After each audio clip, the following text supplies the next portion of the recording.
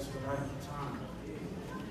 Hallelujah. I'm so glad that you chose to be in the Apostolic Church this morning. Yes. And it's so good to see some of you that we haven't seen for quite a while.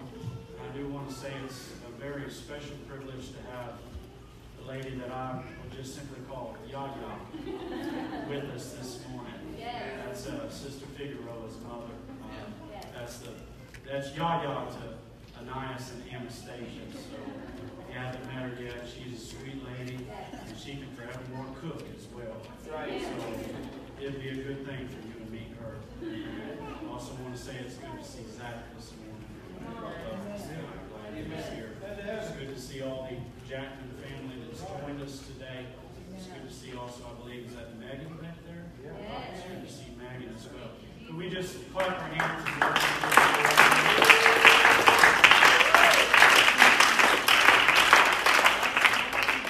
Praise the Lord. Turn with me to the book of Luke, the 11th chapter. Time doesn't start until I start preaching, okay? So you gotta let me read my text and say a few things, and then we'll start the countdown. Luke, the 11th chapter, verse number 1. Luke 11 and 1. Is everybody there? The word declares, "And it came to pass that as he was praying in a certain place, when he ceased, one of his disciples said unto him, Lord, teach us to pray, as John also taught his disciples. And he, that is Jesus, said unto them, When you pray, say, Our Father, which art in heaven, hallowed be thy name. Thy kingdom come. Thy will be done." Say these next words with me. "As in heaven, so in earth. Give us day by day our daily bread, and forgive us our sins, for we also forgive everyone that is indebted to us. And lead us not into temptation, but deliver us from evil." Going back to the middle of the prayer where he said that we should pray, "Thy kingdom come, thy will be done, as in heaven, so in earth." Hallelujah. I want to preach to you for just a little while this morning, this thought today. I brought a little thing like I always seem to do. Something to help get your mind wrapped around this simple thought that I've got about 28 minutes to give to you. Come on. I brought a can opener today. All right. And I want you to open up today, because that's what I'm going to preach about. When we open up. Come on. Put your Bibles down, lift your hand unto the Lord, and let's ask Him to speak right now in Jesus' name. Come on, pray, apostolics. Pray, apostolics.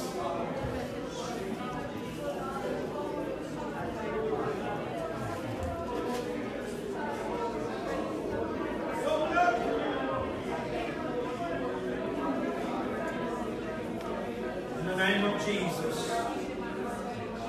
In the name of Jesus. In the name of Jesus, let your word come, Lord. Speak to us right now. In the name of Jesus, we give you thanks. Hallelujah, hallelujah, hallelujah. Could we clap our hands and give praise right now?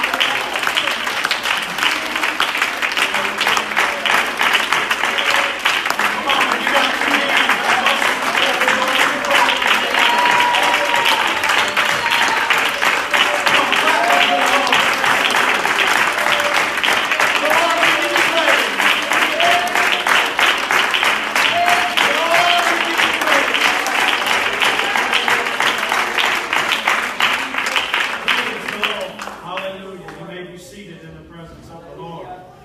Psalm 135 and 6 declares that whatsoever the Lord pleased, that did He in heaven and in earth, in the seas and in all deep places. I think that you would agree with me this morning that never before and not since has the Lord ever done anything like He did during the days of Noah. Never before and never since have we been able to witness a flow, if you will, like we did in the days of Noah. The flow is something that we have been hammering on around here. I know that God has given me no less than 3 messages about it in the last 2 months that I've stood before you and bared my soul and tried to put the vision before this congregation that we have got to have a flow. God has been doing the same thing with the bishop, and he's been calling us in on Sunday morning and saying, listen,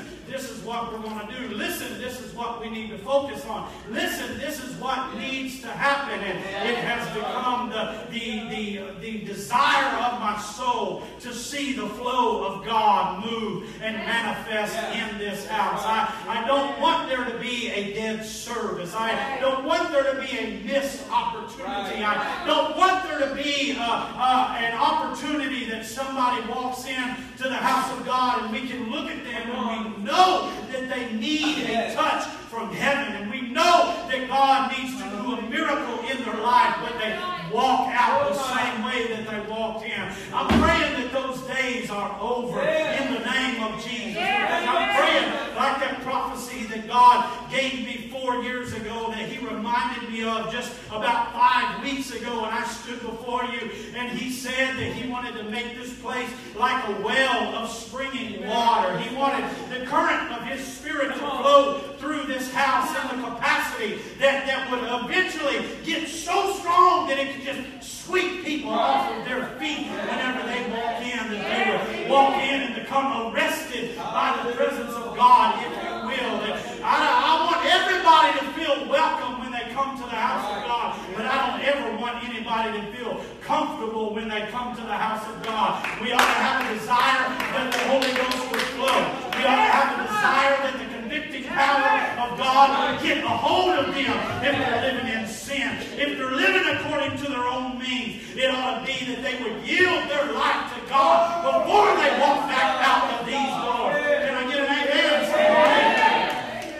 Hallelujah. And we need to have that kind of flow. There's some things that the story of Noah can teach us about in Genesis 6 and 7, because we see that the sovereign deemed that it was necessary to act in an unexpected and an unanticipated fashion. In fact, it was incomprehensible to the mind of man what God was about to do. Man could not even dream up the course of events that he was about to become a witness and a participant in. Man had no idea, by our best guess, of what rain was, much less the fact that rain would come and not go away for 40 days.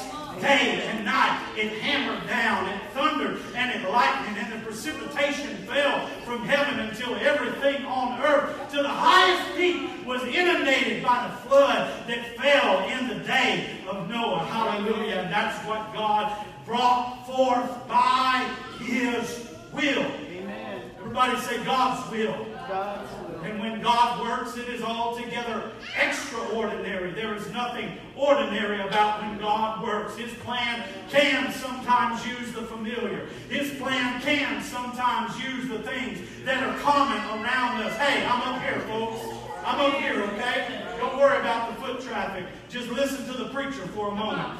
God can use the ordinary things that's going on in our life. God can use the things that we're familiar and comfortable with, but God also has the ability to reach and do something that is revolutionary. Has God ever done that for anybody in this house? Reach and do something that was unconventional. Give you a word that seemed out of left field, that wasn't something that you would have thought up for yourself as the means to get out of the predicament and the situation that you found yourself stuck in. But obedience to the Word of God brought you out. Obedience to the thing that God told you to do was the thing that opened up the door to your prison. Oh, I believe that some people here have a testimony today about how that if you would just obey what God tells you, what God speaks to you, what God desires and wills to do in your life, that you can see the incredible come to pass. Amen. You see, His brilliance knows no bounds. And for those that look to him, there will be no shortage of amazement at the wonder and the ways of his works. Genesis 7:11 says, in the 600th year of Noah's life, in the second month, the 17th day of the month, the same day were all the fountains of the great deep broken up, and the windows of heaven were open. Notice the particular order that the Word tells us that the events began to transpire. There was a brokenness in the earth that led to an openness in heaven. I hope you hear what I'm saying in the Spirit already. If we can just look around us this morning and see really and truly the way that things are and the way that God sees things, if we could just see how really and truly broken the earth around us is. And I'm not just talking about the United States of America. I'm not just talking about the mixed up people that sit in the state house. I'm not just talking about the problems that are going on around the world that man is trying his best to bring peace to. I'm not just talking about those things, but I'm talking about the brokenness that is in earth, in this body made out of flesh, made out of dirt, that God just glorified and breathed the breath of life into. Yes, there is even brokenness in that earth around us, but the Word declares that the reservoirs under the surface of the earth were released before the heavens started flowing. I want to tell somebody this morning, just walk with me a minute here, that the flesh is the earth. Our action towards God is going to initiate His response. If there can be a brokenness in your flesh, if there can be a brokenness in your spirit, if there can be a submission in your mind like the man of God was preaching about earlier, if there can be a surrender from us towards God, then there is no telling what will happen next, because I believe that that is going to prompt the heavens themselves to open. God is going to split the windows of heaven wide open and begin to pour out.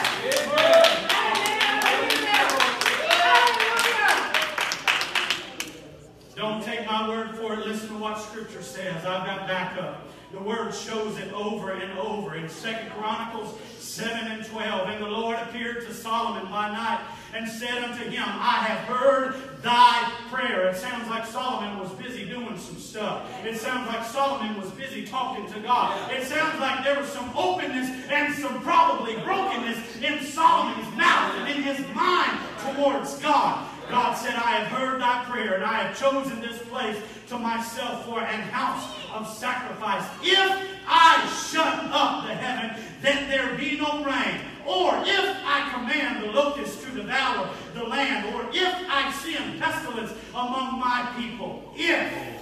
Everybody say if. God said, if you find yourself in the midst of famine, if you find yourself in the midst of ruin, if you find yourself in a situation where it seems like the heavens are brass and the words cross your lips and fall at your feet, and it seems like you can't find me even though you're looking for me, I tell you what you need to do. If my people, somebody say my people.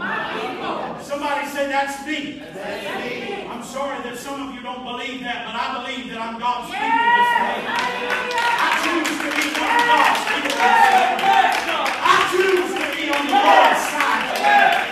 He said, if my people who are called by my name shall humble themselves and pray, there's that brokenness. There's that submission. There's that saying, God, it's not about my will. God, it's not about my way. God, it's not about my solution. Oh, I wish I had somebody that would preach with me just a little bit. God, it's not about me. It's not about what I want. But Lord, I'm praying and I'm seeking your face. God, I've got to hear from you. God, I need your hand to stretch out. God, I need the power of your Spirit to flow into my life. In my people who are called by my name shall humble themselves. And my people will pray. God said, will hear from heaven, and I will forgive their sin, and I will heal their land.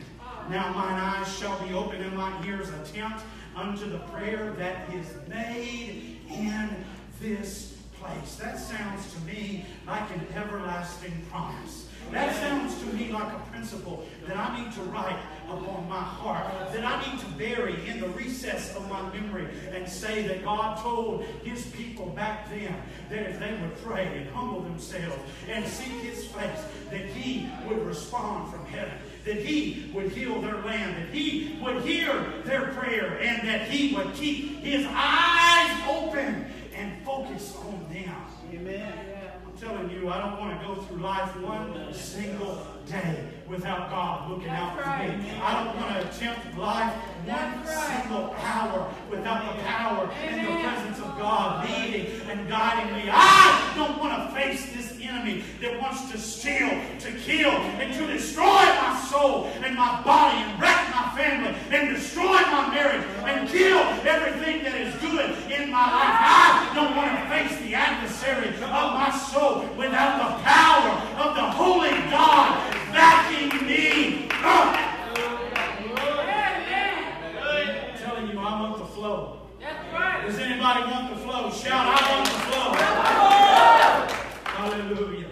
But in the same fashion, we can see that heaven's flow can stop. I'm not going to dwell on this long because I want you to be encouraged. The Bible says that the earth stopped flowing first, then heaven stopped flowing. When it is shut off, it stopped flowing on earth first. Then the heavens stopped flowing. Genesis 8:2. The fountains also of the deep and the windows of heaven were stopped. The fountains of the deep, it happened on earth first. And then based off of what happened on earth, it happened in heaven. So don't tell me that you can't have influence with God. Don't tell me that you can't come in here and lock this service up tighter than a snare drum with a bad attitude and an unrepentant spirit. Don't tell me that you can't come in here and affect this thing in a negative way just as well as you can affect it in a positive way. Because if you choose to lock it up in your flesh, then you can lock up heaven itself. If you choose to be bound in your spirit, then you can close off the spigot in heaven. If you choose to close the door of your heart, then the windows of heaven are going to get closed in like manner. And I hope somebody's hearing me this morning. Because God really is trying to help you today. When the prophet said, "It won't rain until I say so," it was because they forsook the commandments of the Lord and begun to worship idols. And the unchecked evil of man will always stop the flow. For 42 months after that prophet stood and told that wicked King Ahab, he said, "At my word, there's not going to be dew nor rain from heaven." And for 42 months, it started getting dry around there. For 42 months, there was no rain. There was no moisture. The grass shriveled up and dried up and crackled underneath your feet. The trees withered and stopped producing fruit. The animals got lean and the meat fell off of their bones. And the rivers and the streams dried up. And everybody was looking for something to drink. 42 months of famine because Ahab provoked the Lord to anger. Hear me this morning. You don't want to provoke the Lord to anger. The bishop said it in the conclusion of his message this morning, that although He is a God of love, He eventually is going to run out of that time after time of giving chances to people who refuse His advances. He will only try to woo you for so long before eventually He moves on. And I'll never forget, oh God, I hope I never see it again, what happened when Carl Russian walked to the front of the Jesus Name Tabernacle when I was about a 10-year-old boy, and he knelt at the altar of God, and tears streamed down his face, and he cried, and he sought God, but he couldn't feel the presence of God, and he looked at the pastor in the face, and he said, "I can't feel God," because he had walked away from God so many times. He had rejected Him so many times that God had removed His hand off of his life.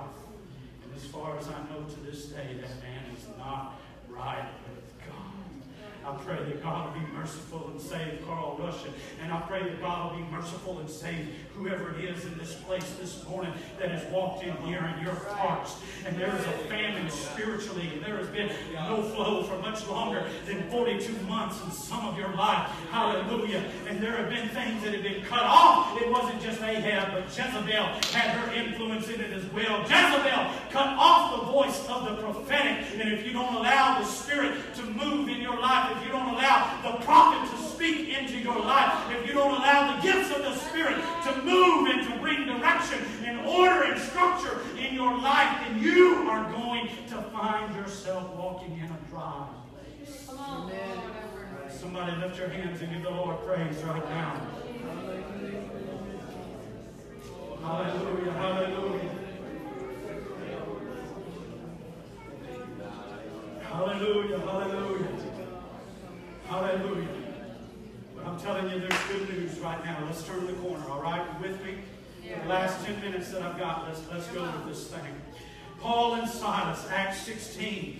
You can read about it. If ever there was a couple of guys that had an excuse to shut up, they were it. But at midnight, what began to happen in that jail cell? Somebody yell out what Paul and Silas began to do. Sing. Y'all didn't yell. Somebody yell out. Come on, yell it.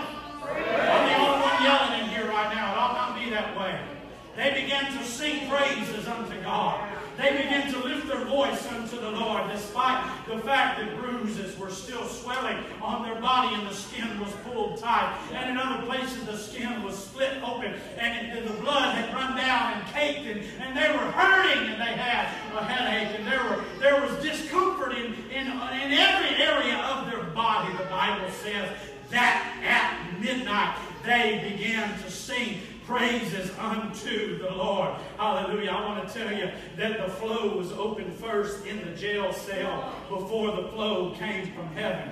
It was open first on earth in their hearts, in their mind. And because of the decision that they made, hear me, that's all it is it's a decision. Somebody just needs to make up their mind. Hallelujah. It's not that you need to wait until you feel God moving. Maybe if you'll just start praising Him a little bit, maybe if you'll just start doing a little bit of something, you will start feeling God move just a little bit in your life. Because my Bible says that He inhabits the praises of His people. And if you're just going to sit there indefinitely and wait for God to start moving, you're probably going to be waiting for a long, long time. Can I get an amen, somebody? But they didn't wait on anybody else. They just started doing it on their own. Hallelujah. And it was opened up on earth in their hearts and in their minds. And it spilled out of their lips. And the Bible says that the prisoners heard them. Let me tell this church, there is a benefit whenever you will start praising. Because others can be blessed when you start to praise. That's right. God brought freedom to everybody in the prison, not just Paul and Silas. God brought freedom to everybody that heard the praise of two people that chose to start worshiping God. God brought a blessing to everybody because of what they heard somebody else do. I hope you can get the message right now, because it is really, really simple. That if you will start praising, somebody can start it right now. Somebody can start just trying what the Word says right now. Somebody can just start clapping their hands right now and giving God praise and see if the presence of God doesn't start sweeping into this house again the way that we want it to. And what they did infected the atmosphere. You can infect it in a bad way or you can infect it in a good way. Hallelujah. And after they started the opening up business, heaven got into the opening up business. All right. If we will do what we can at the Apostolic Church, God will always do what we can't. If we will give God the priority and worship and believe, I know that it seems right now that this message is falling on deaf ears, but I'm just believing. I'm believing that we're going to take this and that we're going to run with it in the days ahead. I'm believing that at the conclusion of this service, in just a few more minutes, that somebody is going to step out and they're going to say, I'm just going to try what the Word said. I'm just going to try what Brother Dorman got up there and try to put into my spirit. Oh, if we can just worship and believe, the Bible says, and suddenly there was a great earthquake.